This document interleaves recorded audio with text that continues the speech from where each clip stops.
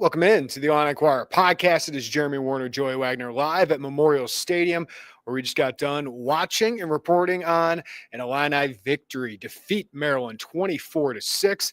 Illinois now has won back-to-back games at home over Rutgers and Maryland reeling right now. 6 straight losses, get just 6 points against Aaron Henry's defense. We'll break down the hits and misses in this one, including a strong run game, Luke Altmaier being a big part of that. We'll break down some key performances from players. We'll break down some misses because this wasn't the cleanest game for Illinois. Joey, wasn't the prettiest game today, but on a day where Michigan got scared by Northwestern, there's been some closer games than expected. Wisconsin was competing with Indiana for at least a half today. Illinois takes care of business. They keep a bad team today. Yeah, Illinois won despite one side of the ball not playing very clean and very strong football. And the thing is it's just been different than what we've seen, right? It was the offense today that just didn't look particularly crisp at times. I say that they scored 24 points. And I didn't really feel like the game was ever that much in jeopardy. Had that 96-yard drive by Maryland, ended up getting in the end zone. Then, of course, you're talking a little bit. But I thought the defense, I get it. You've not played two particularly great offenses relative to what you've seen earlier in the year, but the defense is playing well against offenses that are struggling. And I didn't know that we would be talking about that after leaving Seattle. So you got to tip the hat to the defense taking what's there and getting out of here with the game that the offense didn't play its best game. Yeah. And Joey, you have a chance now. And today was kind of a reminder that these last 3 games, Illinois is favored. And, hey, they covered today. There was a 15.5-point spread, and they covered today. But it's not going to be the prettiest. I mean, Wisconsin's shown the last 2 weeks that their defense is pretty good. They got some really good young talents on that defense, including Mason Poe and Cooper Catalano, who's an Illini target. That defense can hang around and keep you in a game. But it's good to see that Illinois' defense can be complementary and help Illinois win a game where its offense wasn't executing all that much. But Northwestern, that's not going to be an easy win. I think Illinois should win. So it's kind of good that you kind of, I think for us, realize, everyone watching this, that it won't be easy, but that Illinois is better than these teams. And if they play complementary football, if your defense just plays well enough and gives your offense some opportunities or bails them out of not scoring at the goal line by stopping one at their own goal line, that this team can win 9 games. And, today was just the first time since 1990 that Illinois has had back-to-back regular seasons with 7+ wins. Now you got a chance to get 8 wins next week up in Madison. And then a week after that, if you take care of business against a Wisconsin team that's averaging 6.7 points per game in Big Ten play, then you come home, Northwestern, season finale, try to keep that rivalry trophy back. And if you win that, you're going to a great bowl game. So doesn't have to be pretty, Joey. Just stack wins. And it's kind of nice to see Illinois win an ugly game where their offense doesn't have to just carry you by scoring 30+ points. Yeah, I didn't know that we would say that was necessarily possible a month ago. So credit to them. You're right, though. I think today was that reminder. The Big Ten, like there are teams, Wisconsin is struggling, right? You mentioned their offense. They played just a brutal Big Ten schedule to this point. I mean, absolutely brutal, the teams that they've played. But they hang around. They beat Washington last week until Boston left that game. That might have had something to do with it. Northwestern just kind of sticks around there, and like David Braun is making them a frisky team. So it's not going to be easy, but you should be favored in both of those games. And that, I mean, go to Madison as a favorite. You're hosting Northwestern as a favorite. I mean, times have changed a little bit, right? I don't want to continue to compare back to where this program was, but you got to play well. You got to take care of business. But there's still enough out there, and it kind of goes back. I don't want to rehash everything we talked about on Thursday, but it does kind of still fit into that. Hey, 9 wins in the regular season, if you can get there, it's still a pretty good thing, right? And today to do it in a way that you just didn't look as sharp as we've seen over the years, or over this season, rather. All right, if you want to send in some super chats, we'd love to see those. We'll get to some of those. Adam already sent one in, $4.99 super chat. Didn't even say anything. Just appreciate the $4.99 super chat, Adam. If you guys have anything you want us to hit on, send in those super chats. We will get to those. But, Joey, let's start with a hit. And for me, it's the defense. Back-to-back weeks where a defense played well. And, yes, you have to put the caveat of Maryland's one of the worst offenses they have played, but Maryland, they've scored more than 6 points a lot. They put up a lot of points against some good teams, including Nebraska, including Washington. They were scoring in the 30s against those teams. So the fact that Illinois held them to 6 points, 4.6 yards per play, 55 rushing yards on 18 carries, Joey. This run defense has played well the last couple of weeks. Rutgers had a good rushing offense. You held Antoine Raymond in check, and that really put Malik Washington and Ethan Kaliakmanis in a lot of long distances here. So was it perfect? No, but they're starting to be more disruptive. They're in passing lanes, whether it's the defense or the DBs and man coverage. You're starting to see them disrupt the passing game a little bit more, just with their hands in passing lanes, getting more of a rush. I thought Daniel Brown and Gabe Akers had some good rushes today, but Andrew McCollum, a couple pass breakups. Pat Farrell felt like he had two. I thought he tipped that last ball on 4th and goal. But you're getting those guys into passing lanes. And then the DBs, like Jaheim Clark had a couple pass breakups. Dylan Rosiak did too. I'd like to turn some of those into interceptions. There's some balls fluttering in the air at times that I'd like to see Illinois get an interception in. But this doesn't have to mean, like we're saying, Aaron Henry, great defense coordinator, everything's fixed. No, that Washington game was a real disappointment. The defense was a disappointment for most of the year. But I said after that Washington game, like, you have to find a way to help Illinois succeed the rest of the season. In the last 2 games, the defense has done that. And Aaron Henry has found a way to snap his defense out of that, play a little bit more aggressively in man coverage, probably about half the time, just playing a little bit more aggressive football. But more importantly, his team is playing carefree. Like, they are just flying around and making some plays and playing ball, Joe. I think that's about as simplified as I can make it. Like, there's certainly some schematic changes they are making, and it helps they're playing worse teams. But the defense is a big reason they've won the last couple games pretty handily. Yeah, Matthew Bailey talked about being a little bit more aggressive defensively. I go back and listen to his exact quote here, but I think you see that turn up. Washington definitely felt like they were on their heels, just waiting to see what Washington was going to do. You're right, that sack, that half a sack that Gabe Akers split with Pat Farrell, he split 2 offensive linemen and went back there and sacked the quarterback who doesn't get sacked. Right? I mean, he's had 3 sacks, I believe it was, coming into this game. Like that was a good play. You're seeing pressure start to happen. So everything you said, a little bit more pressure. I didn't like if it was just kind of tie a couple misses into this real quick. Just a couple things that were a little frustrating with the defense throughout this game. There were a couple missed tackles by the safeties that just kind of didn't feel very good, right? I want to see those veteran safeties, Matthew Bailey, Miles Scott, wrap up, get that guy down, and live to go to the next play. And then I didn't really like early on in the game. They were playing, I thought, too far off of the Maryland receivers and giving up. First drive especially. I was encouraged by that first drive. No, it's kind of giving up easy plays to nickel and dime a little bit. But then they bowed up here, and you saw them play a little bit closer up there, but compliment sandwich, Jeremy. I think that's what it's called. The thing that I'm getting there, the thing that sticks with me about this defense, and you're right, I don't think this is us saying like, hey, don't sweat Aaron Henry. If you have doubts about Aaron Henry, I get it. I get it if those haven't been alleviated by wins over Rutgers and wins over Maryland. But I do think we have to acknowledge the response from this defense, yes. and for Aaron Henry for keeping this thing bound together here, because would have been incredibly easy to leave that Washington game. Like, if you're a player, like, I don't know how we get better from this, right? Like, I don't know how you turn the page. And Aaron Henry, to his credit, kept that defense, that coaching staff, kept that defense believing. Maybe there were some tweaks, some adjustments. Brett Bielema was kind of vague about that today, just in terms of their day-to-day. But credit to them for kind of getting these guys ready to bounce back against offenses that allow a bounce back. And I think that is a big deal. Yeah, and here's the thing I can see in the chat, Ricky, but is it him? Is it Aaron Henry? Like, they don't want to – no one wants to give Aaron Henry any credit. That's fine. I really don't care. But here's the thing. It's a defense as a whole.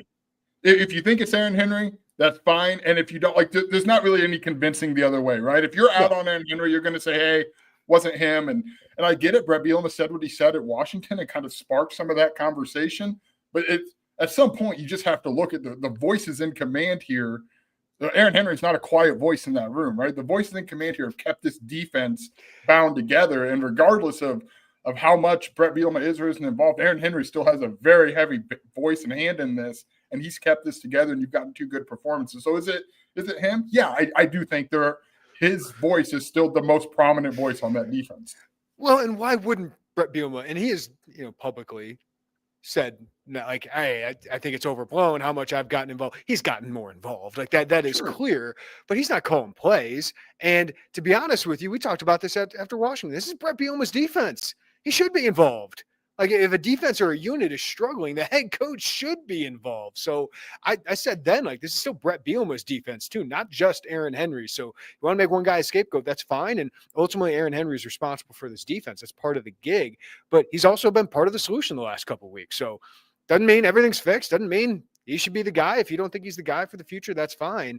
But they have played well the last couple of weeks, and that was not guaranteed, Joey. I didn't think they would only allow 13 points against Rutgers. I didn't think they would only allow 6 points against Maryland. So kudos to those guys. Kudos to the players for playing better. Kudos to the coaches. They've rallied. They've rallied, and that's a sign of good coaching, that you've found some ways to bounce back and kept a Rutgers offense that's pretty good under wraps, and then kept a Maryland offense that's been heading in the wrong direction. You kept them bad, and this was one of the best performances of the year. And Joey was a little bit of everybody. It was really hard to pick a star of the game. I picked Pat Farrell because of 2 pass breakups and a half a sack. I just thought he made some key plays. But Matthew Bailey missed a couple tackles, but I also thought he was everywhere in the run game, really stuffing that. Dylan Rosiak getting into passing lanes. I thought Gabe got a lot of pressure, but a lot of defensive linemen getting some pass breakups. I thought the corners probably played one of their better games and just getting into passing lanes. I thought Torrey Cox made some nice plays. The 4th down stop earlier in the game was Torrey Cox coming off the edge. So just felt like everybody contributed pretty well in that defensive performance. And that's encouraging because you're going to need that to keep Wisconsin bad. And you're going to need that to keep Northwestern under 20 points as well. Yeah, absolutely. And you held Maryland to 3.1 yards rushing, and that made Malik Washington throw the ball 46 times. And I think Malik Washington is so talented. I think there's going to be a lot of money in the immediate future for Malik Washington as a quarterback. Anytime you make a freshman quarterback throw the ball 46 times on the road, you're probably going to be sitting in a good spot. That is just a big ask for a freshman to come in and do without a bunch of incredible talent around him. So quieting that running game, keeping that in check, and really allowed you to get some pressure on Malik Washington, to make him play from third and a little bit longer, to let your DB get a little sticky. There were, if you're right, though, to your earlier point, it felt like probably 6 times the ball just floated in the air. It's like, and I'm not saying that they were easy interceptions to be had, but it's just, this was one of those games that it just felt like the ball hung there in the air forever. Yeah, it's like 2019. It felt like the ball every time bounced to Illinois. Like this year, just, man, they are not getting those takeaways. Though Miles Scott got the easiest interception ever, Joey, towards the end of that half with the Hail Mary attempt to finally get an interception for the secondary, the first time since Duke. But that first and goal at the 4-yard line, Williams runs for 0 yards. You stuff that. They throw an incompletion. Williams stuffed for 1 yard, and then he forced another incompletion with a little bit of pressure on Washington. I get it. It's Maryland. It's not USC. It's not Indiana. But what a huge stop after your offense failed to get in, right? We'll talk about that here in a minute with the offensive side of it. But what a response. They drive 96 yards. You're thinking, oh, no, this is going to be a one-possession game. Defense gets to stop to win the game, basically. So kudos to them for making that play. Can you pull up this comment? Maryland practically took the ball all the way down and scored. But they didn't, though. They didn't score. Like, yeah, they drove it 96 yards, but, like, you can't just discredit the fact that they didn't drive it the other 3 yards to get in the end zone. Like, of course, like, to see Maryland driving, like, man, you really probably got to get off the field here. And they chunked a couple plays to get themselves down there. But you just phenomenal, by the way. Phenomenal sidearm throw by Washington on that 3rd down run. That was a really good throw. You just can't discredit the goal line stand that basically won you the game. Yes, because it's the defense. I mean, I get, like, I had a bigger issue, to be honest with you, with, and I know it's brought up and we'll get to it, with the offense not getting in the end zone 96 yards before that, right? But, like, to bow had up a chance like to end the game earlier. Yeah, like, I thought that was a very meaningful stop of those 3 yards, not just because of what it meant on the score, but because, like, they showed some teeth. And no, you're not getting in on this defense that that's been battered a little bit all year. It's like practically scored. They didn't score. And that's the big deal here. Because if this defense played the way it did, even against Purdue, right, or where they gave up some chunk plays, this is a real tight game in the 4th quarter because your offense was not executing as high as it needed to. So we're giving props to the defense today. All right, Joe, you want to give a hit or a miss here? Yeah, I thought they ran the ball well today, so that would be a hit, Jeremy. Yeah, and again, it's Luke Altmaier's legs. Like that has been something that they have unlocked a lot more in the last 2 games. Luke Altmaier, 11 rushes for 62 yards. Some were designed well. There were 18 that were sitting out there from a phantom holding call on Khalil Valentine. That was an 18-yard touchdown. But Caden Fagan, 14 carries for 81 yards, 5.8 yards a carry. You and I were sitting up in the press box like, hey, perhaps 3? Like maybe get the ball to Caden Fagan a little bit more. Like, and he only had a long of 10. There's something to be said about just those 4, 5, 6-yard gains that keep you ahead of things. Khalil Valentine, 20 rushes for 64 yards. I didn't think it was his best game today. He got a lot of opportunity. He had a couple moments, but I didn't think it was his best performance. And Jordan Anderson, the 20-yard run. I mean, I just think that this team, and we kind of thought that was going to happen just the way Maryland's constructed up front. They're a little young. They're kind of thin there. You thought if they could get a little bit of a lead here, this offensive line could wear on them, could push them and get down the field. And they've really unlocked a lot of that rushing in the second half. So we've talked about Caden Fagan a lot. It just feels like that is building and building. He's not a perfect running back. There's stuff that you see and it's like, man, you should really break that tackle, or man, why didn't you hit this hole a little bit harder? But he still had 14 carries for 81 yards. And I thought he looked pretty good most of the time today. Yeah, we talked about in the preview pod. I thought you could lean on this team. And you really struggled to run the ball early in the game, but you just weren't sustaining drives. I thought Josh Kreutz had some tough moments in that first half. They were lining that huge defensive tackle right over him and pushing him back, and that disrupted the run game a little bit. I'll get into the Caden Fagan part of this too, but I just think this offensive line's starting to perform pretty well. And Luke Altmaier's legs have just completely opened up this rushing offense. And it's understandable why they didn't lean into that before, right? You don't want to make him susceptible to all these hits, because if you lose Luke Altmaier in week 4 because you're running him like the Oklahoma was John Mateer, right? You could be without Luke Altmaier and you might not even make a bowl game based on how this offense and how this team was trending without him at that moment, with the defense playing the way it was. So get why you didn't do it now, but with only a couple games left, they're pulling that pin a lot more and getting Luke Altmaier involved in the run game. Last 3 games, Joey, 25 carries, 198 yards for Luke Altmaier. And this team's run for about 600 yards at 5 yards a clip the last 3 games. 2 straight games of 200-plus yards, 225 yards today. How many? 152 after halftime, 5.4 yards per carry. I just think the offensive line wore down this young and kind of banged up defensive front from Maryland. And one of my misses, though, is not enough Fagan. There was not enough Caden Fagan today for me. I get it. Caden early in the year was not very decisive. If you don't think he's been running tough the last couple games, you haven't been watching. And it's partly because Illinois has not given him the ball a lot. But there were so many moments in this game. Khalil Valentine has some good runs. He's clearly the most talented, the shiftiest, but there's a lot of 0-1-yard gains with Khalil Valentine when you're running him in between the tackles. And I get why you don't go outside all the time, because that gets a little predictable when he's in the game. And he had a good drive early in the first half or the second half. But Caden Fagan had 3 carries of his 14 under 5 yards today, Joey. Just everything was pushing forward, 5 yards, 4 yards, 6 yards, 7 yards. It just felt like they could not handle his physicality. And I thought he was gaining tough yards after contact, carrying people for a couple yards. And I just thought it was inexcusable. You have first and goal at the 1, 6'3", 250 pounds. How do you not get the ball to Caden Fagan? There's not many opportunities I've had to say, Barry Lunny, what are you doing at the goal line or in the red zone? Because he is elite at it. He is so good at it. But that was overthinking it. The first run was to Khalil Valentine. It's like, what are we doing? The play to Colin Dixon, I thought was a good play call. Maryland covered it up. Then we found out why Luke Altmaier does not run quarterback sneaks. 1, because Altmaier is not great at it. 2, your center is small. So there's not a winning play. But at 4th and goal on the 1, just get the ball to Caden Fagan. But he should have carried it 4 times at the goal line. The first play and the first down and fourth down bothered me the most, but Caden Fagan's got to get the ball there. Like, that's why you have him, and he's playing well right now, Joey. Also had a catch for 15 yards. I just think he needs to get the ball in his hands more. Yeah, that was one of my misses, is that goal line situation down there, because you could have put the game away earlier than you ultimately did. And that's Fagan's zone, right? Inside the 5 is Fagan's zone. That's why you have him. In the first half. It worked in the first half. He ran in from 4 yards. The Valentine one, I'm with you. That bothered me just because I'm not trying to kind of poo-poo on Khalil Valentine at all, because I think he's a good player.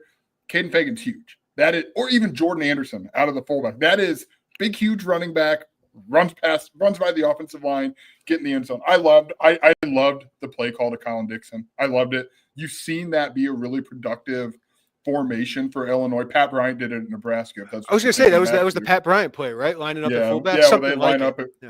I love it.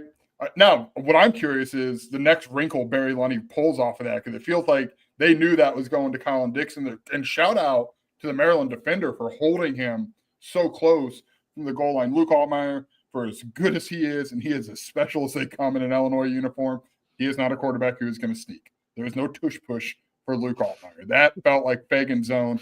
And I mean, the play call, the fourth down play call didn't work. You've seen variations of that for Illinois be successful. So, I mean, I kind of get it there, but first down, third down, those are the ones. I didn't really care about the fourth down call, because you're not, if you run it up the middle on fourth down and you don't get it, everyone's like, oh, you've seen Barry have his quarterback do cartwheels and throw it to, all these gadget plays. Like, I get why you can't run up the middle there.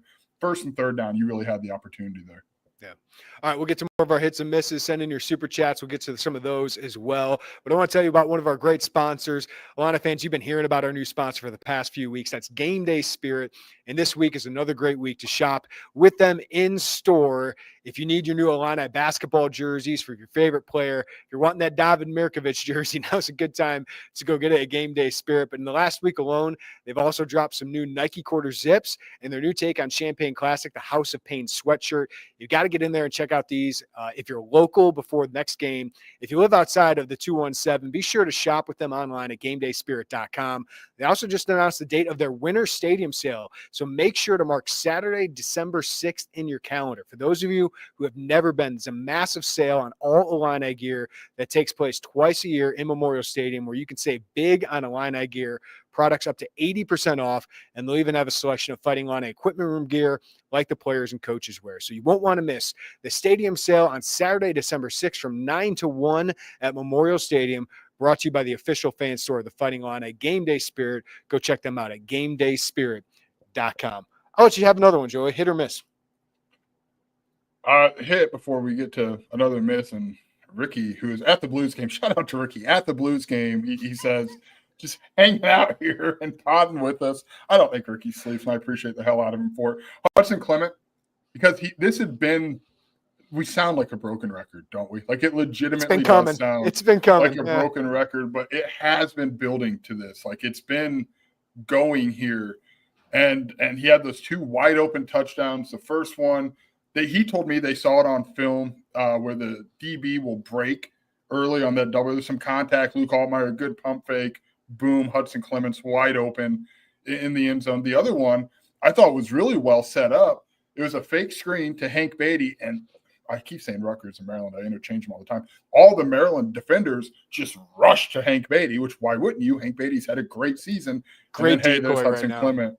Yeah, it's an incredible decoy. And then there's Hudson Clement wide open in the end zone. We probably couldn't have been two easier or more wide open catches for Hudson Clement to come down with. And he did. And that's just been kind of something you've seen brew a little bit. The only hiccup in that was he thought he caught the overturned, and I'm sure that'll be a good transition into your miss here, Jeremy. He thought he caught the overturned catch. He said, usually we have a key word where if it's questionable, you go to get to the line and run a play.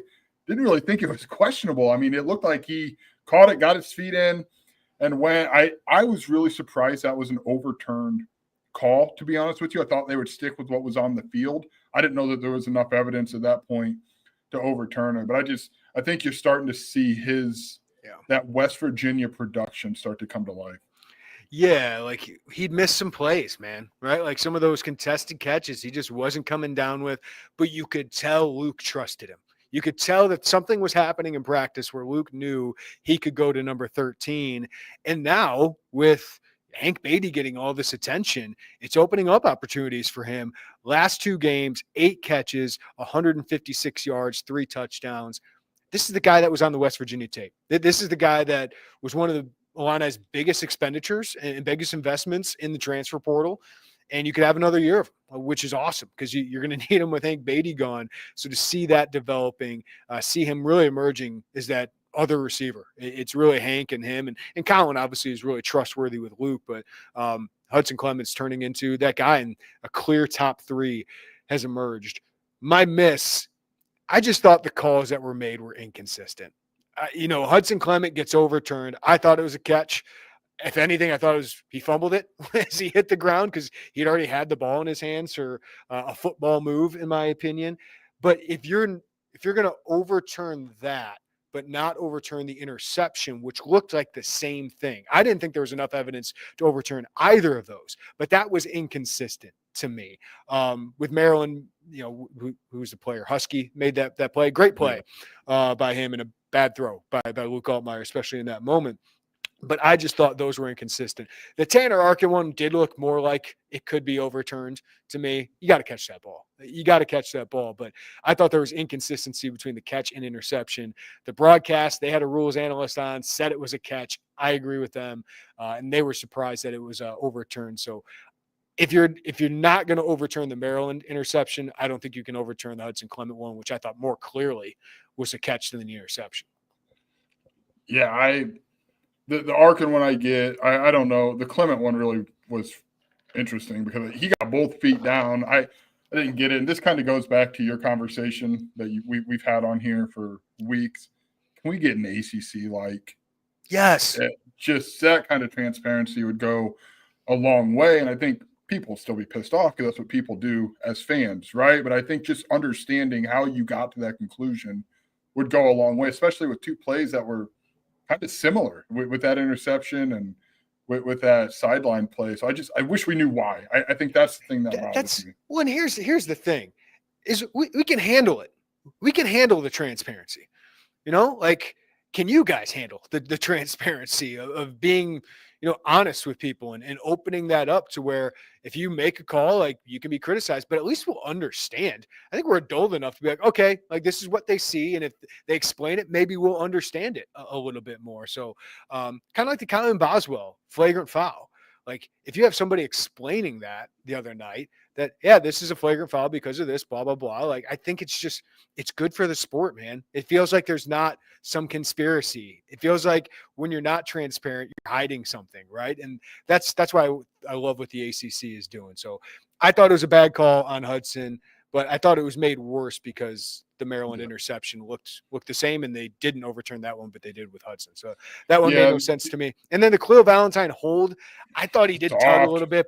It was soft. It was soft to call it in that play because it probably didn't matter. But Khalil probably needs to just not do it. But that happens on every play. So it felt like a weird moment to call it. I thought it was a good block. Like watching it back, oh man, like Khalil Valentine, you've taken a step here as a blocker. The other one, and it was brought up on that 4th down inside the 5. Luke Altmaier's face mask was clearly grabbed. Yes. Yeah, it was very obviously grabbed. But yeah, we can keep saying it as much as we want. Transparency would really go a long way and help at least explain. I'm not saying it's going to make everybody happy because fans aren't supposed to be happy at everything, right? So it makes them great. But it would at least give some level of understanding. Yeah.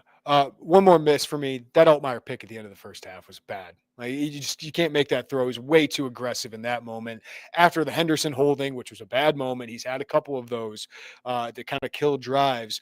Altmaier's trying to make a play, trying to get his team up 2 scores. I get it, but that could have given Maryland a great opportunity. It did give them a great opportunity to potentially put points on the board and be a huge swing in that game. I just thought he forced it on that one, Joey. So not a great ball by Luke. That hasn't happened that much. It's rare to have Luke make a poor decision like that, but I thought that was one. And an otherwise very good game for Luke Altmaier.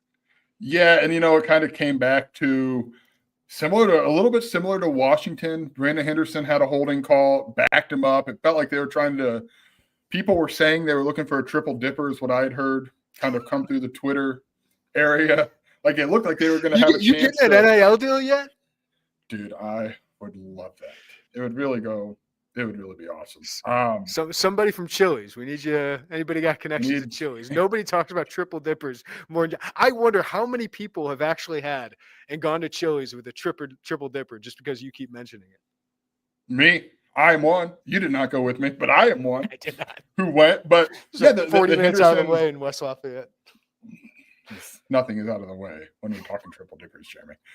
But Henderson holding call backed him up, and I thought Altmaier forced that one, and maybe there was some miscommunication on the route because it's just not a ball you see Luke Altmaier throw a great deal. So I'm with you. It just kind of stalled things, and the drive was probably dead in the water before that after the hold, and he was just trying to chunk something. Just another hit real quick. The defensive line, if you're not getting home, just Angelo McCollum, not a particularly tall gentleman. He was blocking. It was a block, right? He was tipping a lot of passes at the line of scrimmage. Kurt Neal had one, Pat Farrell. That has been an advantageous avenue for those Illinois defensive linemen who hadn't, yes, that's good stuff, who hadn't gotten home is just get up and bat the ball down. And really the one, I think it was McCollum who got it. The crossers were open. Yes. I mean, if that ball wouldn't have been tipped, Malik Washington would have hit his tight end, and that would have gone for a handful of yards for Maryland. So that was a huge play, and I just think they've done a good job of kind of being active at the line, and it's clear it's an emphasis, right? I mean, you see McCollum like literally jumping all over. So I thought those were some really, really big plays. Yeah, I did feel like they were getting a little more pressure today. Getting a sack against Maryland is not easy. They had 3 given up this year. So Illinois got one of them. And I looked at you and said, if they get another one, that's the first team to have 2 sacks in a game. And they got close on a few of them, but a lot of them were on third down, Joey. McCollum's were both on third down. Of course, I thought that Farrell had a tip ball on that one at the 4th down. So that's a big play, but just to get a nothing, right? Like those tip balls, I had this moment thinking, Joey, this reminds me of what Iowa's defensive lines do all the time. And Brett brought it up, like Eli Coonan and Pat Farrell, not the most athletic dudes, but so long and tall. Like Eli's 6'7", Pat Farrell's 6'5". Those guys can push the pocket and maybe be like Joe Evans against John Paddock. Remember, we have like 4 pass breakups in that game that just killed Illinois drive. So I was looking at you and saying they need some negative plays after that first drive. And a lot of those today were pass breakups where you gain nothing, lose it down. Those are significant in killing a lot of those drives. So 9 pass breakups today. They have 10 against Rutgers, something like that. They've like tripled their pass breakups over the last 2 weeks. Yeah, and a lot of them happened up front. I think that was probably, unless I'm missing one, Jeremy, Pat Farrell's best game. Oh, yeah. In college, Is that right? Yeah. I and he stepped in for James Thompson, who got hurt. Brett said head, so I would imagine concussion or something like that. So we'll find out with him. But that was a big loss pretty early in the game, wasn't it? That was one of the first couple drives. Yeah, the first quarter. So for Pat Farrell to come in and play increased snaps, Eli Coonan to come in and play increased snaps. Bemidji State, not a state, but man, like they found a good one with D2 Bemidji State there to get Eli Coonan, who's made a nice impact in that rotation. Yeah, bigger impact than I thought he would when they added him. And looks like a guy who is going to be a big part of this rotation moving forward. I didn't think if I had another hit, Jeremy. I feel like I did. Yeah, close. I probably deleted them all. I got one more, but it's more future. If you're ready to talk that, do we have anything more from this game that you want to hit on? If anybody's got them in the super chats, we can get those. Oh, Rio Sanders. Yes. Mario Sanders. We looked at you and I saw this guy running the corner and getting the edge. I'm like, who is that? And it was number 1, Mario Sanders, running for 18 yards on the shovel pass. Would like him to get in the end zone there, but he was out at the 1 yard line. Saw some real speed for Mario Sanders. And with Hank Beatty gone next year, Joey, they need somebody else in the slot. Mario Sanders showed you can put him on the field and he can make a play and showed his speed. They like him. It's just you can't take Hank Beatty off the field right now and Colin Dixon off the field right now. So good for him to make a play like that and be interesting to see if he has any more in the future. Yeah, there's a little bit of buzz going into fall camp that I had heard about Mario Sanders and his speed in particular. We thought he was a kick return possibility, and then that buzz kind of existed a little bit in the first week, 10 days of fall camp. But yeah, that's the question next year is who's in your slot. Is it Mario Sanders? Is it Colin Dixon? And then you go with somebody else on the outside. I mean, I get Nasir Rankin is very, very, very electric, very, very talented. We'll see where he fits in to that conversation. But yeah, for that, Hudson Clement can play the slot too. Yeah, that felt like a big moment for Mario Sanders as this thing builds forward. I had a hit that I didn't want to tell you before, and we've kind of talked about. I wish I could find the stats for it. Luke Altmaier is really good at free plays. Yeah. He is really good at generating them, and it feels like when he gets it, he makes them pay for that. And you can't find a stat, but as you know, Jeremy, I watched a quarterback in Green Bay take advantage of those every single time. And not anymore, but the old one, yeah. Okay, cool. Thank you. All right, cool. Listen, I got a quarterback that makes some plays, though.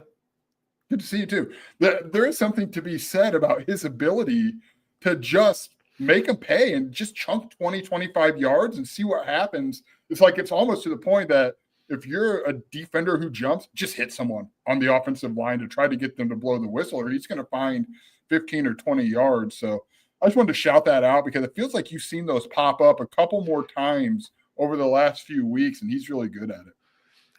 I was telling you, like, I want to ask, maybe this is the week to do it after this one, is that snap count. They've been playing a little bit more with that. And I think part of that's you got a center and quarterback you can rely on to do it. But Luke's obviously got to sell it really well at the line of scrimmage, and the offensive line has to not jump. So continuity should help there. But it has on third downs. I mean, how many third downs have they gotten a defender to jump and then you get a free play? And then Luke Altmaier makes it like you always get a chunk play. You're not taking the 5 yards. You're getting a 20-yard pass to Hudson Clement or a touchdown off of it. So kudos to Luke for taking advantage of those and the playmakers around him because it is a skill. And that snap count, like you don't think about it watching TV as much, but that snap count can be a weapon. You said, I mean, Aaron Rodgers used that as well as anybody. And to see Luke Altmaier doing it, it's huge in critical situations. Yeah, I was just thinking about as Luke Altmaier's whole Illinois career winds down, it's really fun to watch a quarterback who's been in the system for as long as he has, who has played as many snaps, just do things. Right? Like Tommy DeVito was really, really good at Illinois. He was here for 1 year. Like that was very much a kind of a continued growing process, right? There weren't a lot of lows with that, but you could tell it wasn't at like full operating capacity because he was so new. But when you have a quarterback like Luke Altmaier, who's been with the Barry Lunny for as long as he has, they're just doing things that you've seen traditional powers do with when they go with a guy and they've got him for 2 or 3 years as a starter. It just unlocks so much little stuff within the offense and allows you to find and steal some of those hidden yards and free plays like that, or just a complete control. It's a fun thing to actually be able to watch because it's just not something we've seen at Illinois. And I get it, it's Illinois, but like Brett Bielema said after the game, like I spent part of the last couple of weeks trying to get Luke Altmaier into an all-star game. And after the press conference was done, I said, you have to try to get him in an all-star game? This guy's unbelievable.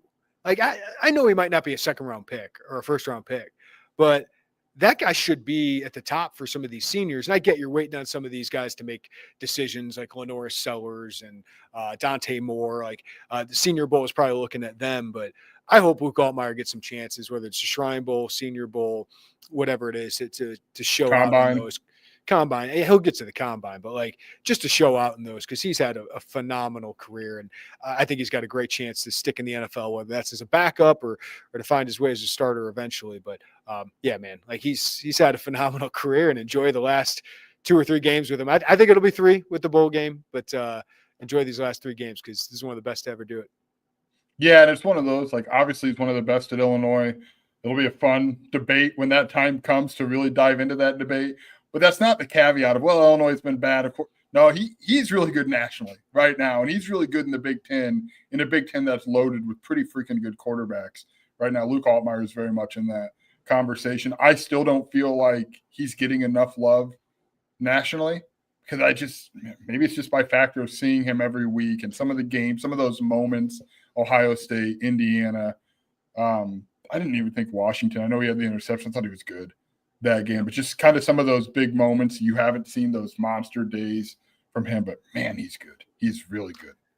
Yeah. All right. Michael says, 999 super chat. Thank you, Michael. Lunny didn't have his best call game today, particularly in the red zone. That was my only issue, really, to be honest with you, was those couple play calls with no Fagan. No Fagan on 1st and goal, Michael says, really stood out. Thank you, Michael. Sean, seriously, what is a catch? $2 super chat from Sean. It's the most frustrating question in sports because sometimes it's like, yeah, that looked like a catch. Like Hudson Clements looked like a catch.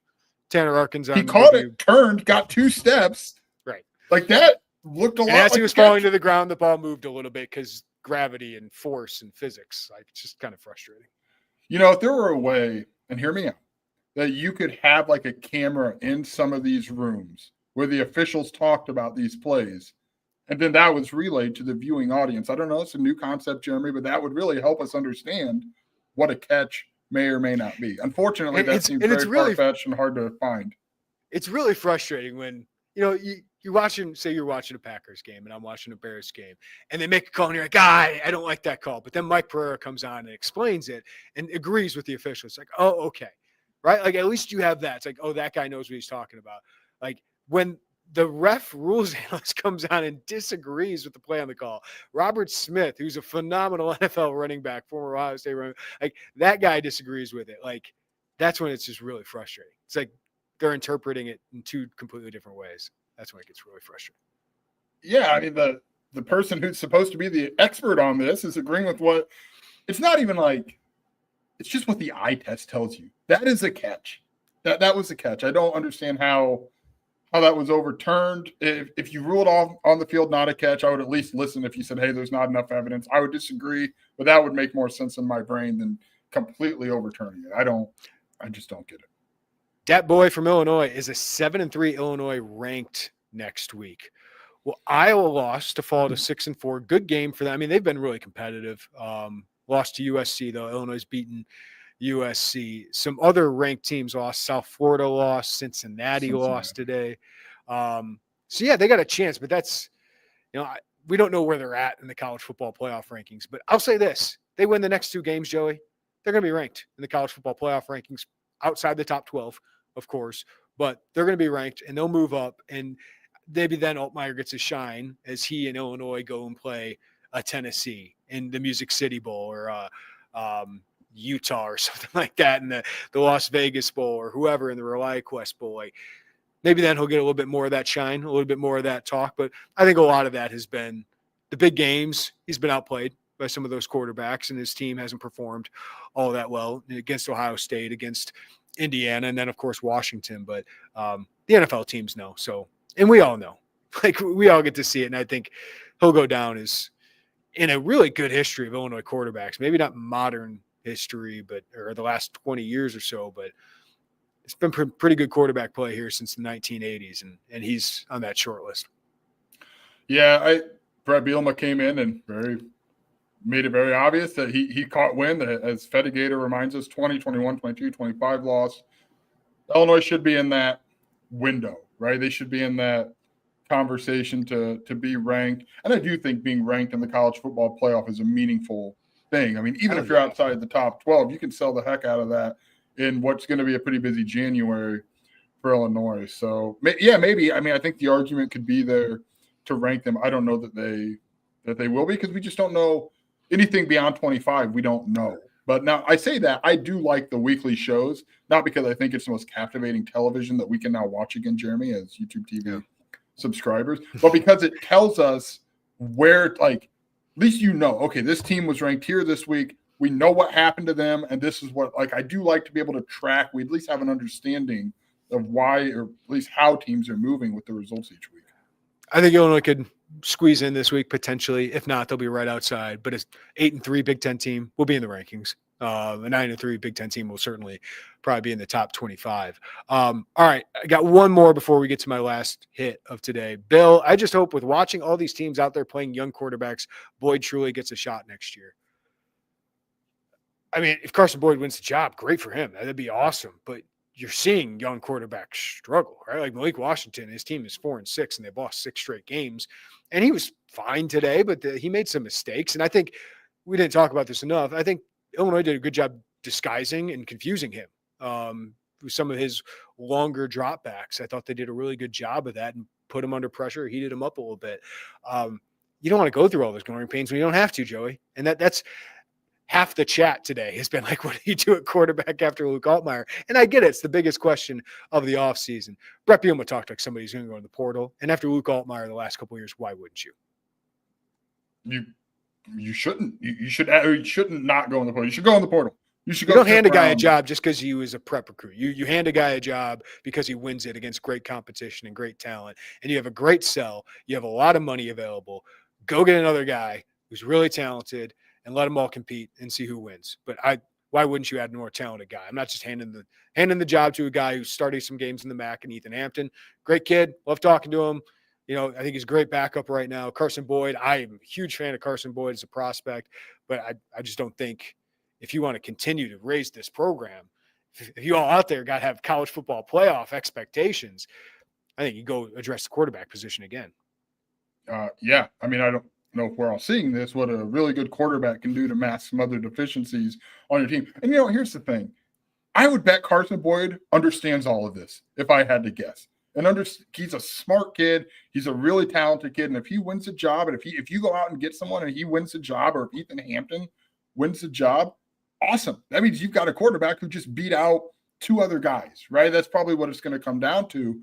So I think you've got this sell, especially if Barry Lunney is back next season. We'll see what happens with him. I'm sure he's got head coach goals in his life. At some point, we will need to ask Barry Lunney about those goals and where he wants to be. But if he's back and this offense, you can sell Tommy DeVito, you can sell Luke Altmaier.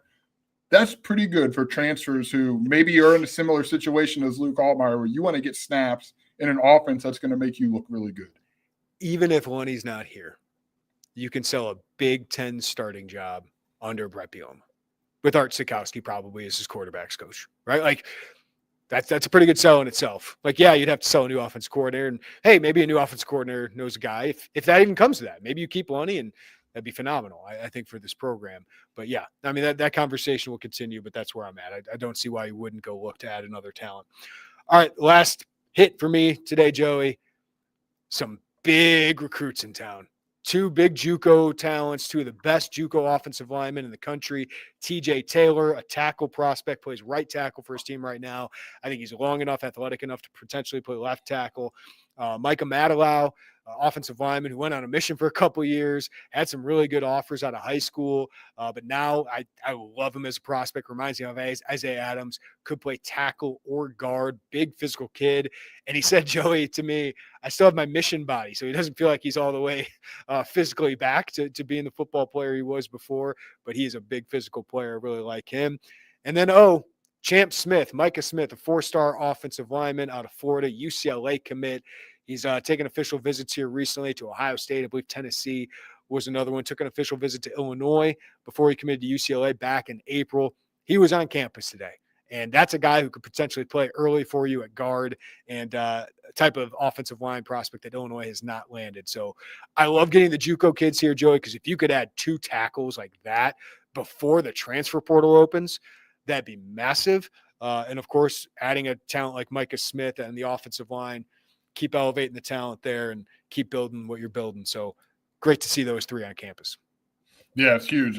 I think they're going to be very active in the transfer portal and the JUCO ranks and the flip ranks of adding offensive linemen, because you lose a good amount. I mean, you lose 4 starters on your offensive line. You need to continue to add and replace those guys and not take that step back, because follow up on the quarterback talk. Quarterbacks want to know what's in front of them and what's keeping them upright. I think going and getting offensive linemen obviously is massive. And it's flip season, right? And that I think that is a huge storyline going into that signing period, because while there's so much, the coaching carousel is going to be really fun for us to watch and for fans to watch kind of transpire around college football. And if you're Brett Bielema, you can sit back and say, hey, we're good here. Like, I am here.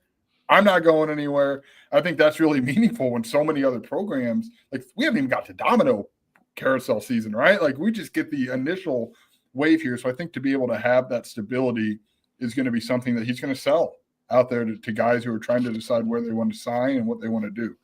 Yeah, and you had 4-star Marlon Bright, Penn State commit here a couple of weeks ago. Today, 4-star Kai Pritchard was here.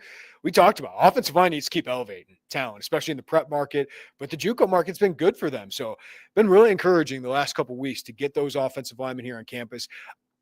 The offensive line's playing well right now, and I think J.C. Davis is going to be a draft pick. I think Melvin Priestley and Josh Geske both have opportunities to play in the NFL. So you keep building that thing up, man. And Ohio State is in the mix. Tennessee's in the mix with Micah Smith, and that's going to be probably expensive. But I think Illinois is able to get into that mix now. And then these JUCO kids, like I'd rather, if you can get those kids who aren't as heavily recruited, like the JUCO market. I know Illinois has had a bunch of stars there recently, Joey, but these dudes are going to be plug-and-play starters, most likely, or at least top 8 guys.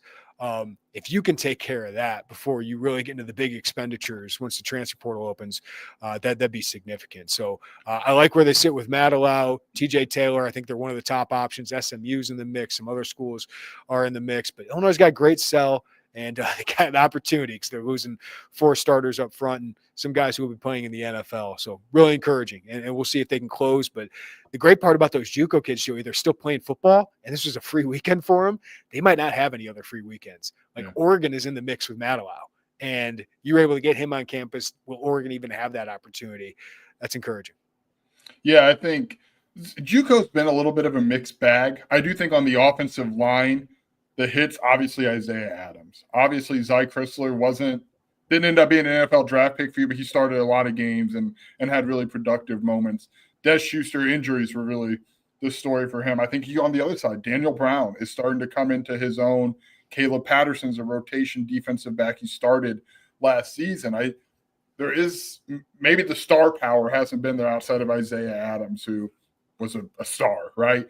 But depth matters too, and having playable depth is meaningful. And I know the tackles you talked about are more than depth guys, but I do think like sometimes you look at the JUCO market and the misses, and the secondaries had misses. And I know a couple misses on the offensive line, but they've done a good job bolstering depth for really, especially on the offensive line after that 2022 class just kind of split away, right? And there's not another 2022 offensive lineman who still sits in that room. And, like JUCO guys help to bridge that gap as you get into some of these later classes. Yeah, and it's the other part we always got to put into this mix, and Derek and I talked about this a lot with basketball, Joey, is got to start thinking about cost of things too. And this could be, where you find a market inefficiency where it's kind of like when you go into the free agent market and you sign the big name pitcher, and then he gets hurt right away or just doesn't produce right away, and you got 5 years, $130 million, or you get a Shane Bieber for 1 year, $12 million, and he turns out to be great for you for a year. Like that's kind of where it feels like you're going with the JUCO market. Maybe the hit rate's not as high, but man, if you can hit on some of those guys at the cost that they are compared to the transfer portal guys, that can be really, really big for roster building. So that's another factor in all of this. So be fascinating to watch these next couple of weeks of recruiting, because signing day is 2.5 weeks away, Joe. It sneaks up on us here, but the JUCO and preps, we're going to know about those guys soon. And I think Illinois would take 4 or 5 more offensive linemen with JUCOs and, Marlon Bright, Micah Smith. They want to load up there. So be interesting to watch the last couple of weeks. Yeah, I am not of the opinion Illinois is going to turn away talented offensive linemen, regardless of how they come their way, whether that's transfer, JUCO, high school. My belief is they are going to be waiting with open arms to be that place of stability from a coaching rank as you try to rebuild this offensive line. Apologies to everybody for not having a basketball postgame podcast, but it was a quick turnaround. David Mirkovic, really, really good. He's doing things that a lot of freshmen, even in this special class, are not doing. Keaton Wagner continues to be awesome in maybe less flashy, but consistent and efficient way. And then the veterans struggled. The veterans came out like this was a no doubt win, and I felt like they played like it, but not many other big takeaways from that win over Colgate, Joey. It felt like a trap game kind of going into it, kind of played out that way, but then David Mirkovic makes history to make it a little more interesting. Yep. See you on Wednesday. That's my takeaway. See you on Wednesday at Alabama. And Sean, can we get to the St. Do you want the St. Dom comment of the day? St. Dom minute is what we'll call this for the last. This is beautiful. This is All right, St. Dom. no, 10 out of 10, no notes. Personally, I want to know what bowl game we're going to. You don't get credit for beating a garbage 3-7 Wisconsin team or a 5-5 Northwestern team. What a year 5 Bielema team is supposed to do. Beautiful. Beautiful. I mean, what was the over-under in Vegas, Joey, on this team? What was it? 6.5, 7.5? 7.5. Yeah. Okay, here's the thing. Yeah. I get what he's saying. Like, I think you're right. Like, if you should win the games that you're favored. And you did. And you did. But, like, you can't say the only thing I want to know about is which bowl game we're going to, which is very dependent on you winning the games that you're favored. So the credit you would get for beating Wisconsin if you should do it, for beating Northwestern if you should do it, the credit is Nashville, Vegas, or Tampa.